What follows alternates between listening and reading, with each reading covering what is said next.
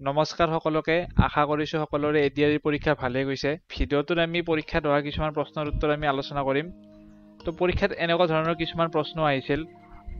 তাৰে ভিতৰত এনেকুৱা এটা প্ৰশ্ন আহিছিল যে how many cube of 1 centimetre cube can be cut out from a large cube of 1 metre cube অৰ্থাৎ এটা 1 ঘনমিটাৰ টুকুৰাৰ পৰা আমি 1 ঘন সেন্টিমিটাৰৰ টুকুৰা কিমানটা পাম তো ইয়াৰ উত্তৰটো হৈছে 10 টু দি পাৱাৰ 6 অৰ্থাৎ 1ৰ পিছত 6টা শূন্য আন এটা ধৰণৰ প্ৰশ্ন এনেকুৱা আহিছিল যে maximum area that can fit within a square of 4 centimetre length তো ইয়াৰ উত্তৰটো হৈছে 4 পাই স্কয়াৰ নেক্সট আৰু এটা কোৱেশ্চন এনেকুৱা আহিছিল যে an amount is increase by 40% then decrease by 40% what will be the change in new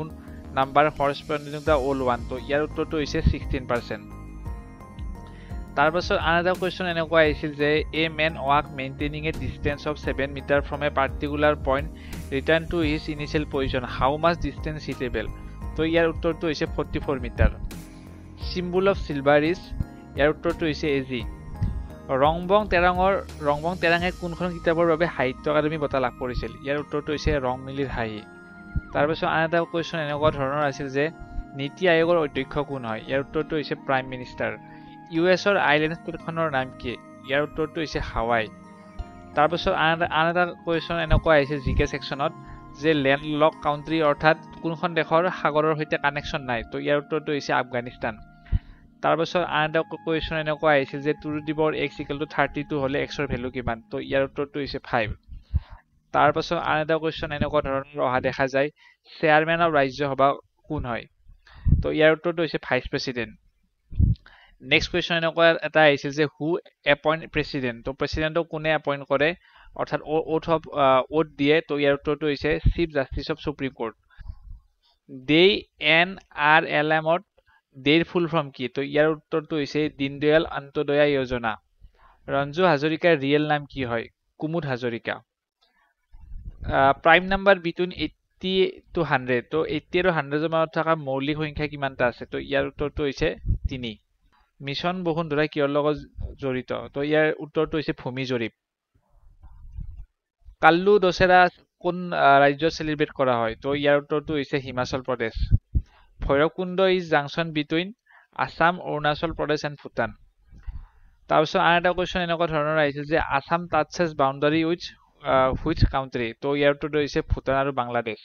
এইখিনিতে সকলোকে জনাব বিচাৰিছো যে যিসকলে বিভিন্ন ধৰণৰ গভৰ্ণমেণ্ট এক্সামৰ কাৰণে প্ৰিপাৰেচন কৰি আছে তেওঁলোকে আমাৰ চেনেলত বিভিন্ন ধৰণৰ এক্সামৰ কাৰণে তথ্যসমূহ ইয়াত পাব আৰু ইয়াত বিভিন্ন ধৰণৰ টপিকৰ ওপৰত প্লেলিষ্ট বনাই থোৱা আছে উদাহৰণস্বৰূপে modern Assam history geopolitics science and technology social issues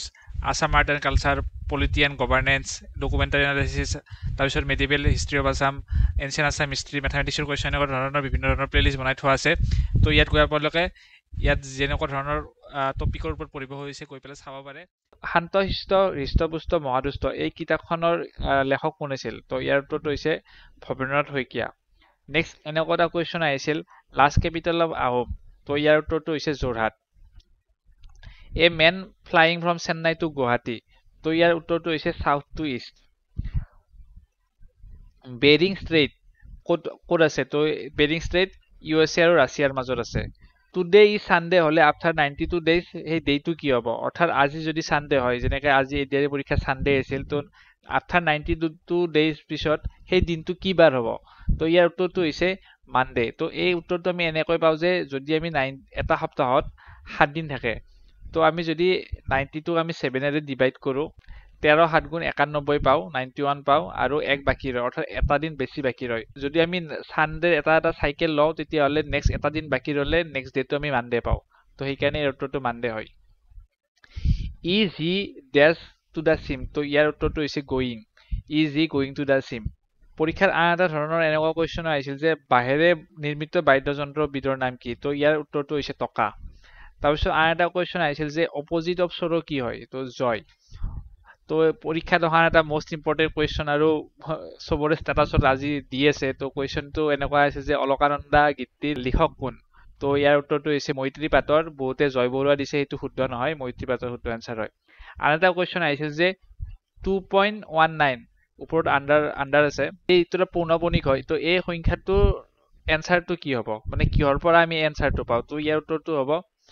200 সৰি এইটো 217 হ'ব লাগিছিল তো 217/99 তাৰপিছত নেক্সট কোৱেশ্চন এনেকুৱা এটা আহিছে যে who is the vice president of India তো এইটোৰ উত্তৰটো হৈছে যে জগদীপ ধনখৰ তাৰপিছত নেক্সট কুৱেশ্যন এনেকুৱা এটা আহিছিল যে ইন টকিঅ' অলিম্পিক যে টকিঅ' অলিম্পিকত ইণ্ডিয়াই কোনটো ছেগমেণ্টত প্ৰাইজ পোৱা নাছিল তো ইয়াৰ উত্তৰটো হৈছে টাইকাণ্ডো তাৰপিছত গ্ৰেট বেৰিয়াৰ ৰিফ ক'ত পোৱা যায় ইয়াৰ উত্তৰটো হৈছে অষ্ট্ৰেলিয়া পিএইচৰ ভেলু 5 হ'লে সি কোনটো ভাগত পৰে অৰ্থাৎ এচিডিক নে ক্ষাৰকীয় হয় সুধিছে তো এনচাৰটো হৈছে এচিডিক কুল্লু দশেৰা ক'ত পালন কৰা হয় হিমাচল আংগত ৱাট ধ্বংসাৱশেষ ক'ত পোৱা যায় তো ইয়াৰ উত্তৰটো হৈছে কেম্বোডিয়া এক্সিছ পাৱাৰত কোনখন দেশ আছিল তো ইয়াৰ উত্তৰটো হৈছে জাপান জালিয়ানৱালা বাগ কোনখন ৰাজ্যত আছে ইয়াৰ উত্তৰটো হৈছে পাঞ্জাব গ্ৰীণলেণ্ড কোনখন দেশ টেৰিটৰি হয় তো ইয়াৰ উত্তৰটো হৈছে ডেনমাৰ্ক সাউথ আমেৰিকা কোন হিল ৰেঞ্জ পোৱা যায় তো ইয়াৰ উত্তৰটো হৈছে এণ্ডিছ মাউণ্টেইন এইটো পৰীক্ষাত আহিছিল লায়ন অফ মাইচৰ কাক কোৱা হয় ইয়াৰ উত্তৰটো হৈছে টিপু চুলতান কাশীপুৰম চাৰি কোনখন ষ্টেটত পোৱা যায় ইয়াৰ উত্তৰটো হৈছে তামিলনাডু তাৰপিছত এনেকুৱা এটা কুৱেশ্যন আহিছিল যে মাই চেল্ফ ৰেফাৰ্ছ টু ইয়াৰ উত্তৰটো হৈছে আই নন লিভিং থিঙক ৰেফাৰ কিয়ে কৰে তো ইয়াৰ উত্তৰটো হৈছে ITE কেইবাটা অপশ্যন দিয়া আছিল তাৰ ভিতৰত কোনটো চেন্ট্ৰেল আৰ্ম ফ'ৰ্চ নহয় তো ইয়াৰ উত্তৰটো হৈছে ইণ্ডিয়ান কোষ্ট গাৰ্ড অৰ্থাৎ ICG তাৰপিছত ৰেড ক্ৰেচেণ্ট থকা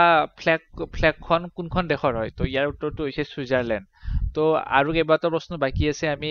বাকী কেইটা প্ৰশ্নৰ উত্তৰ নেক্সট ভিডিঅ'ত